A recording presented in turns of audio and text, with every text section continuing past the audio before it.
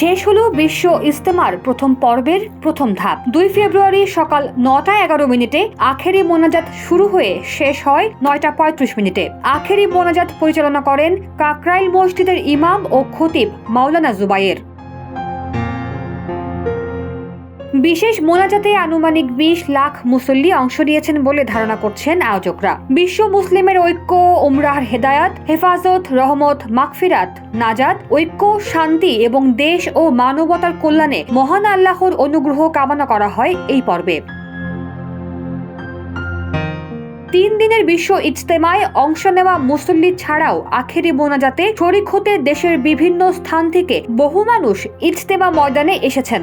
ইজতেমা ময়দানে এসেছেন নারীরাও। উড়াল সেতুর নিচে মহাসড়কের পাশে পরিবারের সদস্যদের নিয়ে অবস্থান করেন তারা। সেখান থেকেই আখেরি মোনাজাতে অংশ নেন। ইজতেমা ময়দানের বিদেশি নিবাসের পূর্ব পাশে বিশেষভাবে স্থাপিত মোনাজাত মঞ্চ থেকে মোনাজাত অনুষ্ঠিত হয়। টঙ্গীর ইজতেমা মাঠ সংলগ্ন ঢাকা ময়মনসিংহ মহাসড়কের টঙ্গী মিলগেট থেকে আব্দুল্লাপুর, রাজধানী ঢাকার কামারপাড়া, টঙ্গীর মুন্নগেট সড়ক এবং ঢাকা আশুলিয়া সড়কের আব্দুল্লাপুর থেকে কামারপাড়া পর্যন্ত পুরো এলাকায় অসংখ্য মানুষ জমায়েত হয়েছিলেন।